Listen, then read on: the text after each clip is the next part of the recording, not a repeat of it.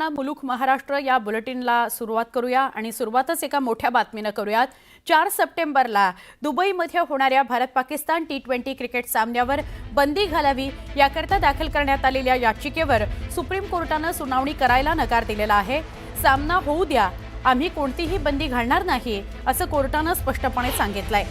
4 LLB विद्यार्थिनींनी उर्वशी जैन यांच्या नेतृत्वाखाली याबाबत याचिका दाखल केली होती। त्यांनी याचिकेत पहलगाम आणि अतिरेकी हल्ला आणि ऑपरेशन सिंदूरचा संदर्भ देत पाकिस्तान विरोधात सामना खेळणं राष्ट्रीय भावना आणि प्रतिष्ठेचा अपमान असल्याचं म्हटलं होतं।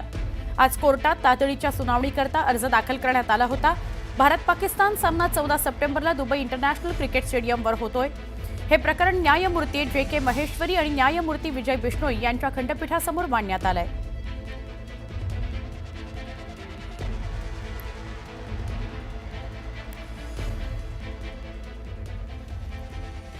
दहशतवादी हल्ल्याच्या आठवणी ताज्या असतानाच आशिया कपमध्ये 14 सप्टेंबरला भारत आणि पाकिस्तानचा सामना होतोय। आता या सामन्याच्या दिवशीच शिवसेना ठाकरे गटाने मोठा निर्णय घेतलेला आहे।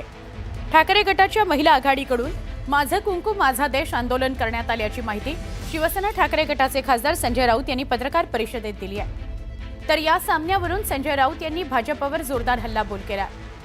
संजय राऊत म्हणाले की उद्धव ठाकरे यांनी बैठक घेतली आणि त्यात निर्णय घेतलाय। अबुधाबीला भारत-पाक सामना खेळवला जातोय, हे लोकभावनेविरोधात आहे। 26 निरपराध लोक पहलगाम इथं मारले गेले, त्यांच्या कुटुंबाचा आक्रोश आम्ही अजूनही पाहतोय। ऑपरेशन सिंदूर सुरू आहे असं म्हणताय, पाकिस्तानचं कंबरडं मोडू असंही पंतप्रधान आणि संरक्षण मंत्री म्हणतायत। खून आणि पाणी एक साथ नहीं बहेगा असं देखील पंतप्रधान नरेंद्र मोदी म्हणालेले आहेत। आणि असं असताना आता भारतीय जनता पक्ष, विश्व हिंदू परिषद, राष्ट्रीय स्वयंसेवक संघाचं याबद्दल काय म्हणणं आहे ते त्यांनी सांगावं असं आव्हान उबाठानं दिलेलं आहे। खून और पानी एक साथ नहीं बहेगा। सिंधू वॉटर ट्रीटी रद्द केली, सिंधू नदीचं पाणी पाकिस्तानला देणार नाही। प्रधानमंत्री म्हणाले खून और पानी एक साथ नहीं बहेगा। आमचा प्रश्न आहे, मग खून और क्रिकेट एक साथ कैसा खेलेगा? खून और क्रिकेट, उजाडलेलं सिंदूर आमच्या महिलांचं, इतक्या लवकर तुम्ही विसरलात? जे भारतीय जनता पक्षाचे प्रचारक आहेत त्यांची भारत पाक क्रिकेट सामन्याविषयी काय भूमिका आहे हे त्यांनी स्पष्ट केलं पाहिजे। माझा देश माझा अभिमान अशा प्रकारचं आंदोलन 14 तारखेला शिवसेनेच्या महिला आघाडीतर्फे होईल आणि त्यानंतर प्रधानमंत्री सिंदूर विसरले, ते घरघर सिंदूर वाटणार होते, राजकारण करणार होते, विरोध झाल्यामुळे थांबले। त्यानंतर महाराष्ट्रातल्या लाखो महिला नरेंद्र मोदी यांना इथून सिंदूर पाठवणार आहेत। घराघरातून सिंदूर पाठवायचा सुद्धा अभियान त्या दिवशी आम्ही घेणार आहोत। दुबईच्या स्टेडियमवर भारत-पाकिस्तान सामना होणार आहे। त्याच्या विरोधात याचिका करण्यात आली होती, ती सुप्रीम कोर्टाने फेटाळली। पण दुसरीकडे उबाठाने आता भूमिका स्पष्ट केली आहे की यावर विश्व हिंदू परिषद, राष्ट्रीय स्वयंसेवक संघ, भाजप याची भूमिका काय ते त्यांनीच मांडावी।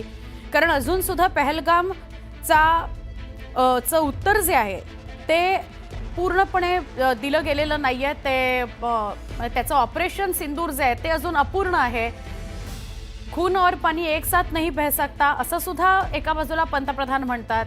मग असं असताना हा सामना कसा काय खेळवला जातोय? त्या दिवशी उबाठा आंदोलन करणार आहे असंही उबाठानं स्पष्ट केलेलं आहे। खासदार संजय राऊत यांची प्रतिक्रिया आपण पाहिली।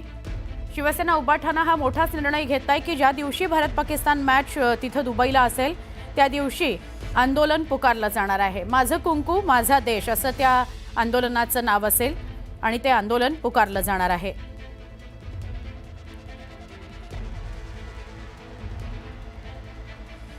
बुधवारी ठाकरे बंधूंच्या भेटीनंतर आता दोन्ही पक्ष त्या पक्षाच्या पातळीवर बैठकांना वेग आलेला आहे। आज मनसे अध्यक्ष राज ठाकरेंनी काही महत्त्वाच्या पदाधिकाऱ्यांची बैठक बोलावलेली आहे। या बैठकीत उद्धव ठाकरेंच्या शिवसेनेशी संभाव्य युतीविषयी चर्चा होण्याची शक्यता आहे। तर तिकडे उद्धव ठाकरेही उद्या आमदार खासदार आणि जिल्हा प्रमुखांची बैठक घेणार आहेत. आमदार खासदारांची 11 वाजता, जिल्हा प्रमुखांची 1 वाजता. आगामी पालिका निवडणुकीच्या पार्श्वभूमीवर या बैठका महत्त्वाच्या मानल्या जात आहेत. दोन्ही नेत्यांकडून संभाव्य युतीविषयी पक्ष पातळीवर पदाधिकाऱ्यांची भूमिका जाणून घेतली जाते. काल उद्धव ठाकरेंनी राज ठाकरेंच्या शिवतीर्थ या निवासस्थानी जाऊन भेट घेतलेली होती. 10:30 ते साधारण 1च्या दरम्यान, म्हणजे 2.5 तास या दोघांमध्ये चर्चा झाली, संवाद झाला. त्यांच्याकडून म्हणजे उबाठाकडून जरी हे स्पष्ट झालेलं असलं की राजकीय चर्चा झाली नव्हती, तरी देखील या भेटीत आगामी पालिका निवडणुकीच्या दृष्टीने चर्चा झाली हे तर स्पष्टच आहे. पालिका निवडणुकीत ठाकरे बंधू एकत्र येणार असल्याची राजकीय वर्तुळात चर्चा आहे. पुढच्या बातमी